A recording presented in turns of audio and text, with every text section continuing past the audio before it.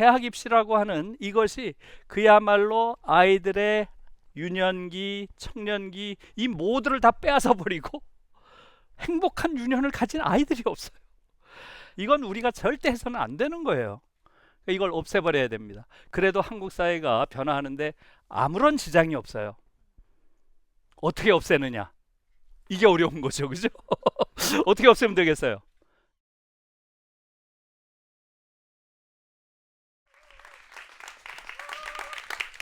예, 반갑습니다. 반갑습니다. 예, 예, 아무튼 이 교육이 한국 교육이라는 게 예, 너무나 큰 문제예요.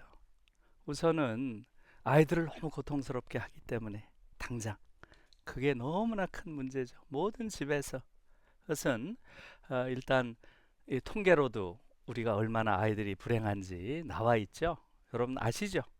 예, 청소년 자살률이라는 게 지금 전 세계 평균의 대체로 서너 배 많은 1등이에요. 계속 1등이에요. 1년에 평균 한 250명의 아이들이 자살합니다.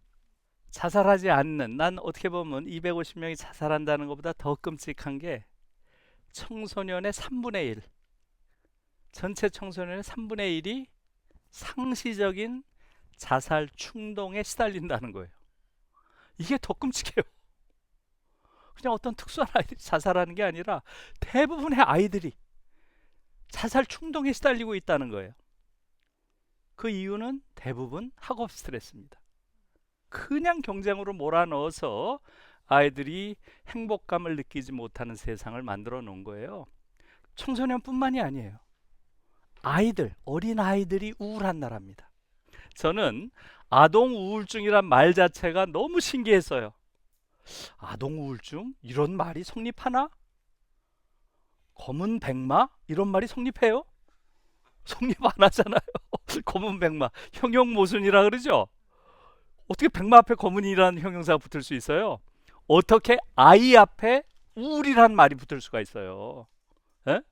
아이라고 하는 건 온 세상이 다 놀이터고 보이는 모든 게 장난감이고 호기심의 대상이고 저희도 어렸을 때 온통 그냥 보이는 모든 것들을 그렇게 가지고 놀았잖아요. 자치기부터 뭐 돌깨기 뭐 해가지고 그땐 장난감도 없으니까. 그런데 그런 아이들이 우울할 틈이 어디 있어요? 그러나 한국의 아이들은 기적적으로 우울합니다. 우리가 그런 세상 만들어 놓은 거예요. 너무나 끔찍한 거죠. 그래서 더 이상 우리 아이들을 이렇게 불행한 상태로 놓아두어서는 안 된다라는 게 가장 한국 교육이 개혁이 필요한 이유고요. 여러분 이렇게 생각을 해보세요. 작년에 우리가 어떤 이야기를 많이 했나요? 작년이 2019년이었죠? 그러니까 정확하게 1919년, 즉 대한민국 100년이 됐던 해죠. 3.1운동 100년, 대한민국 100년이에요. 그러면 올해는 어때요? 이제 새로운 100년이 시작되는 해죠. 새 100년이 시작되는 해요. 그래서 저는 지난 100년, 1919년에서 2019년까지 지난 100년의 교육은 저는 반교육이라고 생각합니다. 이것은 교육이 아니다. 오히려 교육이 아닌 정도가 아니라 교육에 반한다. 굉장히 센 표현이죠. 안티 에듀케이션. 에듀케이션에 반하는. 노 에듀케이션이 아니에요. 교육에 오히려 반한다. 더 센 거죠. 그렇다고 생각을 합니다. 지금 돌아보면 한국에서 과연 교육이 있었는가 이렇게 생각해 볼 수 있어요. 교육이라고 하는 것은 기본적으로 존엄한 인간, 성숙한 민주주의자를 키우는 것이 교육이에요. 그게 교육의 목표입니다. 한번 여러분 지난 100년을 돌아보세요. 어떻게 돼 있죠? 39년, 30년. 그러니까 39년에서 49년까지 우리는 외세 지배하에 있었어요. 주로 일본 제국주의 지배하에 있었죠. 네. 일본 제국주의자들은 그 30년 동안 어떤 교육을 시켰어요? 황국 신민을 양성하는 게 교육이라 그랬어요. 황국 신민. 그러니까 식민 치하에 말하자면 노예 같은 인간을 키워내는 것을 교육의 목표로 삼았어요. 그리고 나서 해방됐죠. 자, 해방 이후에 40년 독재 정권이에요. 10년 민간 독재, 30년 군사 독재. 참 우리의 지난 과거가 참 너무 끔찍하죠. 예. 그 동안에 이 40년 독재 정권이 기르고자 했던 교육의 목표는 뭐였어요? 바로 반공투사 산업역군이에요. 그리고 나서 민주화가 힘겹게 이루어졌죠. 민주정부 30년 됐어요 지금. 그렇죠? 민주정부가 키우고자 했던 교육 인재는 뭐예요? 바로 인적 자원입니다. Human Resource. 인적 자원을 키우고자 한 거예요. 여러분 한번 보세요. 다시 말하면 제국주의 30년 동안 키우고자 했던 한국 시민, 그 다음에 국가주의 권력, 말하자면 국가주의가 키우고자 했던 반공투사 혹은 산업역군, 그 다음에 신자유주의 정권이 키우고자 했던 인적 자원이라고 하는 것. 예? 여러분 보세요. 그 100년 동안 단 한 번도 인간을 키우고자 하는 교육이 있었나요? 없었어요. 그래서 학생들도 스스로 스펙이란 말을 하잖아요. 스펙. 전 스펙이란 말 들으면 막 소름이 돋아요. 어떻게 자기 자신의 정체성을 스펙으로 규정을 하느냐 하는 거예요. 스펙이라고 하는 것은 사실은 뭐예요? 무기의 사양을 뜻하는 거예요. 무기의 사양을. 그러니까 자기 자신이 가지고 있는 그런 기능적 역량을 자신의 정체성으로 삼는 거죠. 말하자면 스스로를 하나의 자원이라고 생각을 하는 거예요. 자, 지금 봤듯이 지난 100년 동안의 우리의 교육이라고 하는 것은 말하자면 인간의 존엄을 지키는 교육 혹은 성숙한 민주주의자를 기르는 교육을 해본 적이 없다는 거죠. 그래서 지금 앞으로 새로운 100년 동안은 완전히 새로운 교육이 돼야 된다는 거예요. 그래서 제가 지금 반교육이라고 3개 이야기를 했죠. education이란 말 자체가 에라는 게 바뀌란 뜻이고요. news라는 게 끈다는 뜻이에요. pull out의 의미예요. 다시 말하면 끌어내는 게 교육이에요. 끌어내는 것. 그런데 한국 교육은 완전히 반교육이라는 것이 아이들 안에 있는 고유한 특성, 소양, 어떤 재능 이런 걸 끌어내줘야 되거든요. 끌어내줘야 되는데 한국 교육은 끌어내기는커녕 오히려 밖에 있는 죽은 지식을 쳐넣는 걸 자꾸 교육이라 그러는 거예요. 그래서 이 죽은 지식들을 많이 축적하고 있는 애를 똑똑하다고 불러요. 완전히 반교육입니다. 지금 한국 교육은 그 안에서 지금까지 온 거예요. 그리고 이 교육이라는 것의 중요한 목적은 어느 나라나 한 인간이 강한 자아를 가진 인격으로 성장하도록 도와주는 게 교육이라고 이야기를 해요. 그러니까 한 인간이 강한 자아와 개성을 가진 그런 존재로 자라나게 하는 것, 이게 교육이거든요. 근데 한국 교육은 어때요? 그나마 약하지만 조금 자아를 가지고 있던 자도 한국 교육 시스템에 12년 동안 딱 넣으면 나올 때는 완전히 짓밟히고 찌그러지고 해서 개성과 자아가 거의 상실된 아이로 나오는 거예요. 그리고 그가 그 교육체제 속에서 받아든 것은 마치 이런 표현 하기조차도 너무나 미안하지만 연탄 공장에서 연탄 찍어내듯이 아무런 개성이 없는 자의 맞박에다가 수학 매점, 영어 맨점, 그 외에 뭐가 남아요? 이걸 교육이라고 부르고 있는 거예요. 또 교육이라고 하는 것은 한 개인이, 강한 자아를 가진 개인이 또 다른 개인과 타인과 서로 협력하고 연대하고 교감하면서 사는 능력, 즉 사회적 자아를 갖도록 키우는 게 교육인 거예요. 그런데 한국에서는 교실 자체가 이건 완전히 생존 경쟁의 무슨 전쟁터예요. 약육강식의 정글이에요. 그런 끔찍한 세상을 우리가 만들어 놓은 거예요. 아이들한테. 거기서 이기라고만 이야기를 하는 거예요. 그게 어떻게 교육일 수가 있어요? 그리고 사실 또 독일의 교육에서 강조하는 것은 학생들에게 행복에 대한 감수성을 갖게 하는 걸 교육의 가장 중요한 목표라고 이야기를 해요. 행복에 대한 감수성. 그래서 독일은 주정부 단위로 교육이 편성되는데 많은 주에서, 독일의 많은 주에서 행복이라는 과목이 있어요. 영어, 수학, 사회처럼 행복이라는 과목이 있어요. 그러니까 아이들에게 교육 과정에서 키워줘야 되는 것은 저 아이들이 지구라고 하는 이 행성에 온 것이 얼마나 좋은 것인지, 이 행성에 산다는 게 얼마나 행복한 일인지 그걸 가르쳐주고, 예? 그 복된 행복을 또 다음 세대에게 이어줄 수 있는 그런 존재가 되도록 가르쳐야 된다는 거죠.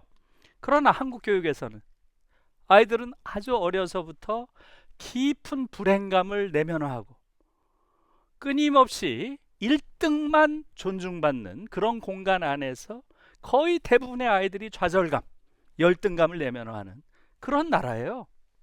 그래서 사실상 한국이란 나라에서 교육을 받고 정상적인 인간으로 아이가 성장하는 것, 그게 가능할까? 아주 본질적인 질문이죠. 여러분 어때요? 제가 보기엔 불가능해요. 불행해도. 이것은 많은 지표들이 보여주고 있어요. 다시 말하면 대다수의 한국인들이 깊은 열등감을 내면하고 있습니다. 이것은 너무나 슬픈 일이에요. 제가 독일에 있으면서 너무나 놀란 것은 제가 8년 독일에 있으면서 정말 지금 다시 제가 강연을 하려고 돌아봐도 단 한 명의 열등감을 가진 사람 본 적이 없어요. 정말 신기한 일이죠. 나중에 보니까 그 이유를 알겠어요. 왜 그렇게 했어요? 열등감을 가질 기회가 없었던 거예요. 열등감을 내면화할 기회가 없었던 거예요. 왜? 등수가 없으니까. 경쟁을 시키질 않으니까. 줄서기를 안 하니까. 자기가 열등하다고 느낄 기회가 없는 거예요. 그래서 독일 학교에서는 바로 경쟁 교육은 야만이다라고 하는 원리가 독일 교육의 기본 원리예요. 경쟁 교육을 시켜서는 절대로 안 된다. 경쟁 교육은 끊임없이 인간을 우열로 나누는 거죠. 우수하네, 열등하네. 끊임없이 우열을 나누는 거예요. 이 우열을 나누는 방식, 이것이 누가 가장 전형적으로 한 거예요? 우수한 게르만족, 아리아족, 열등한 유태족, 이래 가면서 독일 파시즘의 정치적 토대가 된 것이 바로 우생학이었죠. 이것이 그 전형적인 모습인 거예요. 그래서 교육을 통해서, 경쟁을 통해서 교육시키는 것, 또 아이들을 줄 세워서 우열을 나누는 것, 이것은 절대로 교육에서는 안 되는 것이다. 그것이야말로 야만이다. 이렇게 하는 게 독일 교육이었던 거예요. 좀 이해하셨죠? 예, 그렇게 하니까 독일 학교에서는 뭐가 없겠어요? 등수라는 게 없어요. 등수 자체가 없어요. 예? 초등학교, 중학교, 고등학교, 독일에서는 김나지움이라고 하죠.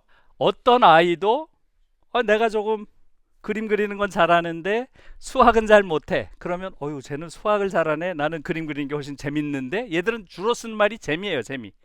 난 그림 그리는 게 훨씬 재밌는데 쟤는 수 가지고 노는 게 재밌나 봐. 이상한 애네. 뭐 이렇게 생각하는 거죠. 열등감을 갖는 게 아니에요. 대학을 갈 때 그러면 어떻게 하느냐는 거죠. 독일에서는 어떻게 해요? 대학 입학 시험이 없어요. 시험 자체가 없어요. 고등학교 졸업 시험만 봐요. 그런데 그 고등학교 졸업 시험은 대체로 90% 이상 다 붙어요. 얼마 전에 제가 그 다니엘이라고 있죠? 독일 친구 있죠? 방송에 많이 나오는 그 친구 이야기를 들어봤더니 자기는 120명 졸업했는데 1명 떨어졌대잖아요. 1명 떨어졌대요. 그 아이는 다음 해 대학에 갔다고 하더라고요. 다 들어가는 거예요. 그것도 어떻게 들어가요? 원하는 대학, 원하는 학과를 원하는 때에 들어갈 수 있어요. 우리로서는 상상할 수 없는 거죠.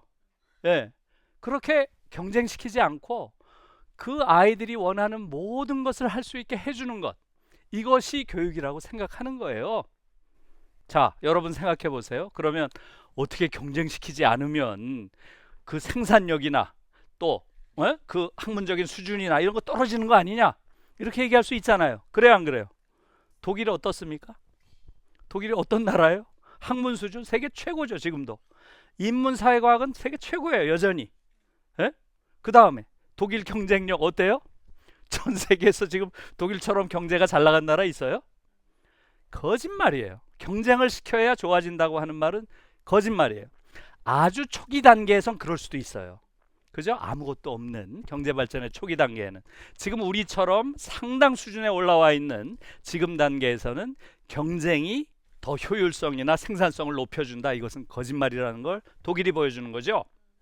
그래서 사실은 이 사회의 승자들도 한편으로 오만해 보이지만 결코 행복한 사람이 없어요.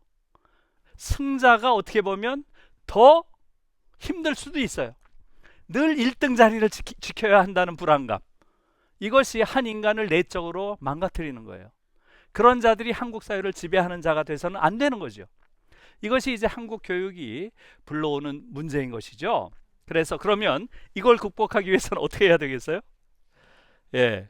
그래서 저는 몇 번에 걸쳐서 또 글로도 그렇고 이런저런 공개적인 자리에서도 한국 교육 문제는 딱 하나를 하면 풀리는 거예요.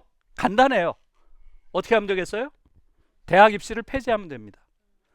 지금 많은 나라가 대학 입시를 안 해요. 유럽은 대부분의 나라들이 대학 입시를 안 합니다.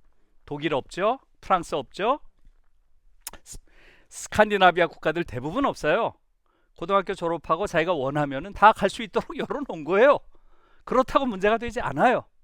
우리는 지금 이 대학 입시라고 하는 이것이 그야말로 아이들의 유년기, 청년기 이 모두를 다 빼앗아 버리고 행복한 유년을 가진 아이들이 없어요. 행복한 아동기를 가진 아이들이 없어요. 이건 우리가 절대 해서는 안 되는 거예요. 이걸 없애버려야 됩니다. 그래도 한국 사회가 변화하는데 아무런 지장이 없어요. 어떻게 없애느냐? 이게 어려운 거죠, 그죠? 없애야 된다는 거 동의. 어떻게 없애냐? 이게 어려운 거죠? 어떻게 없애면 되겠어요? 그래서 이제 저도 한 2000년대 초부터 주장한 게 국립대학 네트워크화예요. 국립대학 네트워크화.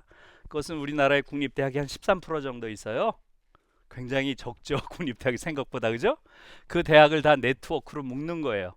예를 들어서 제주대학, 국립1대학, 서울대학, 국립5대학, 대전대학, 국립3대학 이런 식으로 넘버링을 주고, 그 다음에 국립대학 사이에서는 다 얼마든지 요번 학기엔 내가 제주 국립1대학에 있다가 다음 학기는 국립5대학, 대전의 충남대학교에서 요런 수업을 들어야 되겠다. 이렇게 다 자유롭게 옮겨 다닐 수 있게 하고, 졸업할 때는 국립대학 졸업장을 탁 찍어주면 되는 거예요. 예? 그렇게 하면 아무런 뭐가 없죠. 뭐 국립대학 나왔다고 무슨 뭐 대단한 게 아니고. 그러면 또 어떻게 얘기를 해요? 그러면 연대고대가 그 역할을 할 거 아니에요. 이렇게 얘기할 수 있어요. 그죠? 예, 사립대학들, 소위 명문 사립대학이라고 하는 그런 대학들도 마찬가지죠. 예, 그러니까 대학 등록금을 없애고 많은 사립대학들을 공영화해야 돼요. 그것은 점진적으로 얼마든지 가능합니다. 많은 나라에서 사례들이 있고요. 다시 말하면 국립대 네트워크와 사립대 공영화를 통해서 대학 서열을 없애는 거예요.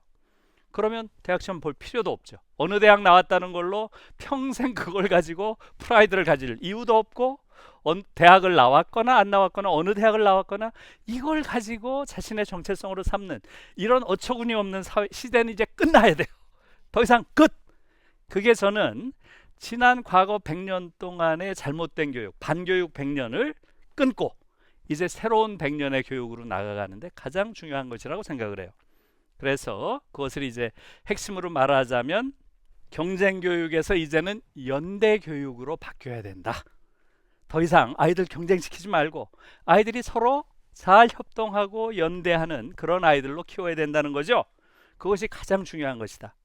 그리고 그런 연대하는 교육 안에서 아이들에게 반드시 키워줘야 될 능력은, 독일 교육에서는 어떤 능력을 키워줘야 된다고 생각하겠어요? 독일에서는 아이들에게 3가지 역량은 반드시 키워줘야 된다고 생각을 해요. 그게 뭐겠어요?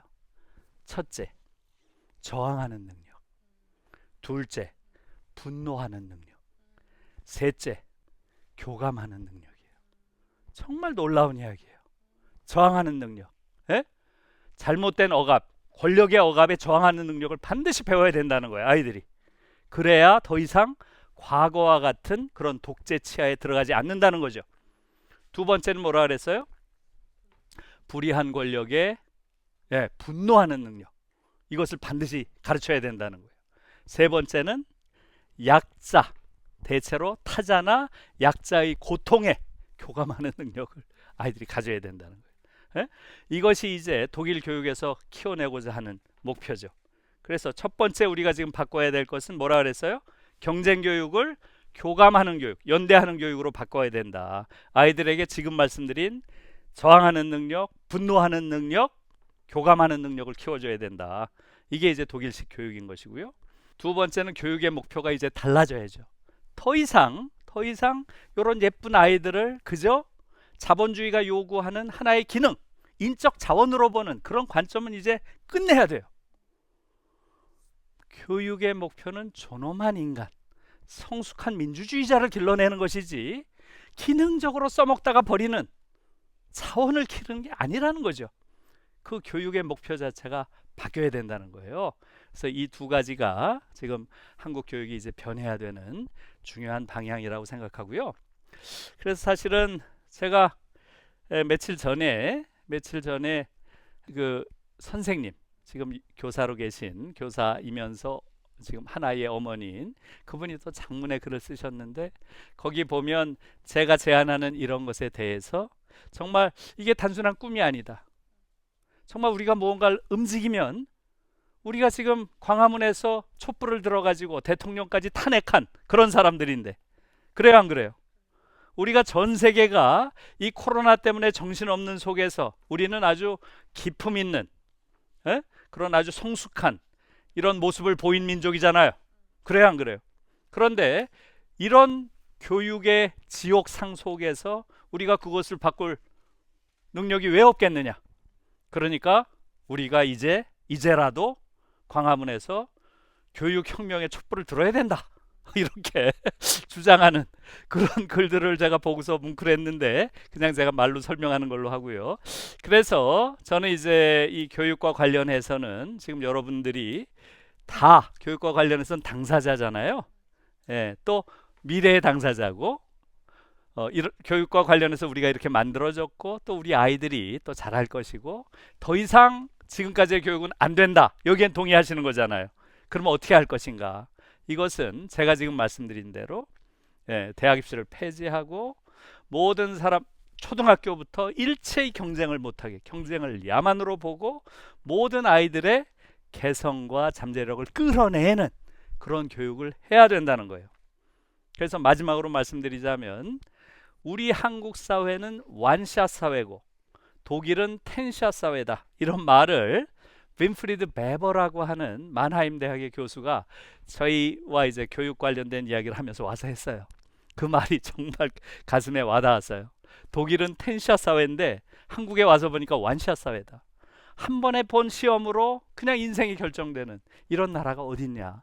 여러 번, 10번의 기회는 있어야지. 다양한 기회가. 그래서 저는 이제 그걸 보면서 독일 사회는 모든 걸 할 수 있게 아까 열어놨다 그랬죠.